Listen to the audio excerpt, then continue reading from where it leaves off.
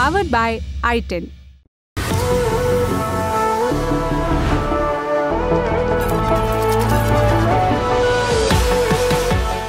पहली सुर्खी आई है प्रधानमंत्री नरेंद्र मोदी के विदेश दौरे से।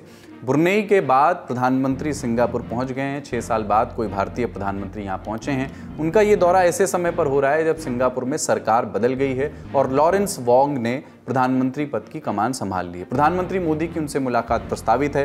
पीएम जैसे ही सिंगापुर के होटल पहुंचे, वहां मौजूद भारतीय समुदाय के लोगों ने उनका जोरदार स्वागत किया। कुछ महिलाओं ने उन्हें राखी भी बांधी। प्रधानमंत्री नरेंद्र मोदी का सिंगापुर दौरा किन मायनों में अहम है, पॉइंट्स में जान लीजिए। सिंगापुर आसियान देशों में भारत का सबसे बड़ा और दुनिया में भारत का छठा सबसे बड़ा ट्रेडिंग पार्टनर है। भारत में आने वाले प्रत्यक्ष विदेशी निवेश यानी एफडीआई का एक बड़ा स्रोत सिंगापुर है।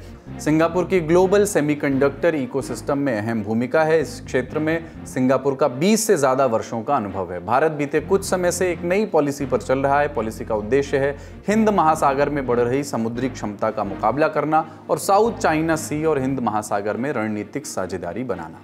इस पॉलिसी के तहत पीएम मोदी के ब्रुनेई और सिंगापुर दौरे को काफी अहम माना जा रहा है। इस दौरे से क्या हासिल करने की योजना है, सुनते हैं एक्सपर्ट्स से। भारत का जो ट्रेड रिलेशन है वो आसियान देशों में सिंगापुर से सबसे ज्यादा है।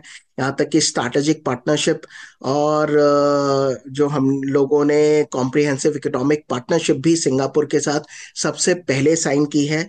डिस्पाइट इसके कि सिंगापुर में चाइनीज मूल के लोग भी हैं, उसके बावजूद भी सिंगापुर जो है वो भारत के साथ अच्छे संबंध बनाना चाहता है और आने वाले चीन के खतरे को लेके सिंगापुर सजग भी है।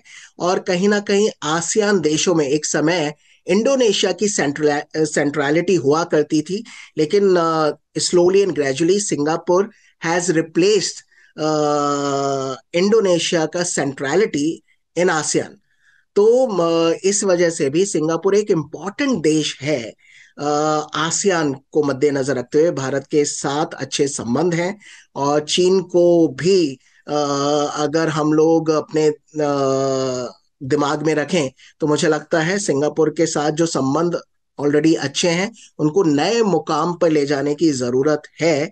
अभी वहाँ के जो राष्ट्रपति हैं वो भी भारतीय मूल के हैं। तो इंडियन पीपल, इंडियन डायस्पोरा वो भी बहुत अच्छा रोल प्ले कर रहा है।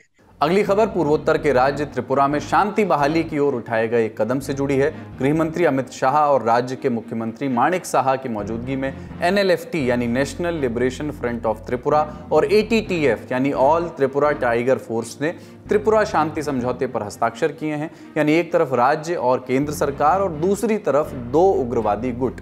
समझौता यह है कि अब ये उग्रवादी गुट हथियार त्याग करके मुख्य धारा से जुड़ेंगे। भारत सरकार, त्रिपुरा सरकार, एनएलएफटी और एटीटीएफ के बीच समझौता ज्ञापन पर हस्ताक्षर के बाद गृह मंत्री अमित शाह ने कहा कि प्रधानमंत्री नरेंद्र मोदी जब से देश के प्रधानमंत्री बने हैं तब से उन्होंने सक्षम और विकसित पूर्वोत्तर भारत का विजन देश के सामने रखा है। आज हम सब के लिए बहुत आनंद का विषय है कि 35 साल से जो द्वंद्व चल रहा था, जो संघर्ष चल रहा था, वो आज आप सभी ने शस्त्र छोड़कर मुख्य धारा में वापिस आना और समग्र त्रिपुरा के विकास के लिए आपकी प्रतिबद्धता व्यक्त की है। जब से मोदी जी देश के प्रधानमंत्री बने तब से शांति और संवाद के माध्यम से सक्षम और विकसित नॉर्थ ईस्ट की कल्पना उन्होंने देश के सामने रखी है। और नॉर्थ ईस्ट के लोगों और दिल्ली के बीच में एक बड़ा फासला था। ये फासला उन्होंने एक प्रकार से रोड, रेल और विमानों से जोड़कर तो दूर किया ही किया, परंतु साथ में दिलों का फासला भी दूर करने का काम हमारे प्रधानमंत्री जी ने किया है। समझौते पर हस्ताक्षर के बाद त्रिपुरा के मुख्यमंत्री माणिक साहा ने कहा कि पिछले 10 वर्षों में पूर्वोत्तर में कई जटिल मुद्दे हल करने के लिए 1 दर्जन शांति समझौते पर हस्ताक्षर किए गए हैं, जिनमें से अकेले त्रिपुरा के लिए अब तक 3 समझौतों पर हस्ताक्षर किए जा चुके हैं। इस समझौते के बाद 328 से ज्यादा आर्म्ड कैडर मुख्यधारा में शामिल हो जाएंगे। अगली सुर्खी है हिमाचल प्रदेश से। वहां कांग्रेस की सुखविंदर सिंह सुक्खू सरकार ऐसा कानून लेकर के आई है जो दल बदल करने वाले विधायकों के लिए बड़ा झटका होगा। हिमाचल में कांग्रेस की सरकार इस कानून के जरिए उन विधायकों की विधायक पेंशन रोक देगी जो दल बदल कानून के तहत अयोग्य करार दिए गए हैं। 3 सितंबर को इस कानून से जुड़ा बिल विधानसभा में पेश किया गया, जिसे आज वोटिंग के बाद पास कर दिया गया। ऐसा कानून क्यों लाया गया? इस साल फरवरी में राज्य सरकार अपना सालाना बजट पेश कर रही थी। कांग्रेस के 6 विधायक बजट पारित किए जाते समय सदन में अनुपस्थित थे। इनमें सुधीर शर्मा, रवि ठाकुर, राजेंद्र राणा, इंद्रदत्त लखनपाल, चैतन्य शर्मा और देवेंद्र कुमार हैं। इन्हीं 6 कांग्रेस विधायकों ने इस साल 27 फरवरी को हुए राज्यसभा चुनाव में भाजपा उम्मीदवार हर्ष महाजन के पक्ष में मतदान किया था। पार्टी विप की अवहेलना की गई तो दल बदल विरोधी कानून के तहत उन्हें अयोग्य करार दे दिया गया। सुधीर शर्मा और लखनपाल बाद में उपचुनाव जीत करके सदन में लौट आए, लेकिन 4 अन्य चुनाव नहीं जीत सके।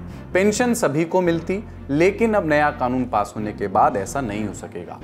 आज का शो यहीं तक। अपना और अपनों का ख्याल रखिए। देखते रहिए दी लल्लन टॉप। शुक्रिया, शुभ रात्रि।